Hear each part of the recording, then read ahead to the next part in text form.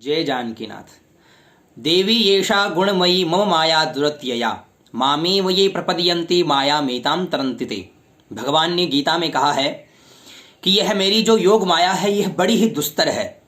अलौकिक त्रिगुणमयी जो मेरी यह योग माया है यह बड़ी ही दुस्तर है। इससे वही पार पा सकता है, इस संसार से वही पार पा सकता है जो निरंतर मेरा भजन करता हो। माया को सब कोई भजे माधव भजे न कोई, और जो कदापि माधव भजे तो माया चेरी होय। दृष्टांत हम इस पे ध्रुव जी का लेते हैं। विमाता की वाग्वाणों से विद्ध हृदय। ध्रुव जी महाराज जब अपनी माता से उपदेश ग्रहण करके वन जाने को प्रस्तुत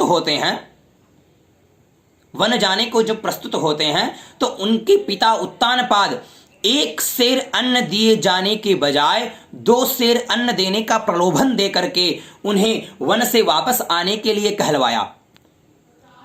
और यही माया का विघ्न है। इसे समझ करके ध्रुव जी महाराज ने तुरंत उत्तर दिया कि जिन प्रभु कीन सेर से दूना तिनके भवन और का सुना, और वो और आगे बढ़े। ध्रुव जी ने इसे विचारा कि अभी तो मैंने केवल भजन का संकल्प ही किया है, और देखो मेरे पिता जो हमसे प्रतिकूल थे वो हमारे अनुकूल होकर के 1 सेर अन्न की बजाय 2 सेर अन्न देने का प्रलोभन दे रहे हैं।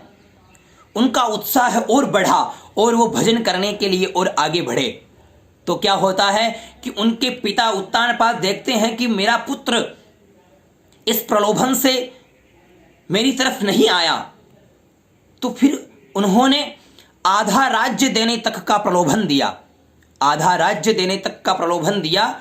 फिर भी ध्रुव जी महाराज विचलित नहीं हुए। उनका उत्साह और बढ़ा कि देखो जो हमें 1 सेर अन्न दिया करते थे आज वो आधा राज्य देने तक के लिए तैयार है। किस लिए? कि मैंने केवल भजन का संकल्प मात्र किया। बस इसी बात पे उनका उत्साह और बढ़ता है और वो भजन के लिए जंगल की तरफ निकलते हैं। जंगल में उन्हें नारद जी महाराज मिलते हैं। नारद जी ने तो उन्हें संपूर्ण राज्य देने तक का वादा करते हैं उनसे, लेकिन ध्रुव जी महाराज जैसे सुमेर गिरी की भांति अडिग रह करके और उन्होंने मना कर दिया कि मैं किसी प्रकार का राज्य ग्रहण नहीं करूंगा। अब तो मुझे उस माधव का भजन ही करना है, उस गोविंद को प्राप्त ही करना है। यह उद्देश्य देख करके नारद जी महाराज बड़े प्रसन्न हुए और नारद जी महाराज ने उन्हें तत्काल मंत्र दीक्षा दे करके और मधुवन में जाकर भजन करने के लिए उन्हें प्रेरित करते हैं। ध्रुव जी महाराज मधुवन में जाकर के भगवान की तपस्या करके और अत्यंत शीघ्र ही भगवान को प्राप्त कर लेते हैं। कहने का तात्पर्य है कि जब ध्रुव जी महाराज माया से विमुख होकर के भगवान के पथ पर निकलते हैं, भगवत भजन के लिए निकलते हैं, तो माया उनके पीछे पीछे चलती है। तुलसीदास जी ने कहा है कि माया को सब कोई भजे माधव भजे न कोई, तुलसी कदापि माधव भजे तो माया चेरी होय। यही बात आप सभी के लिए है कि हम जब भगवत भजन के लिए जब हम निकलते हैं तो अनेक प्रकार की बाधाएं हमें घेरने लगती है।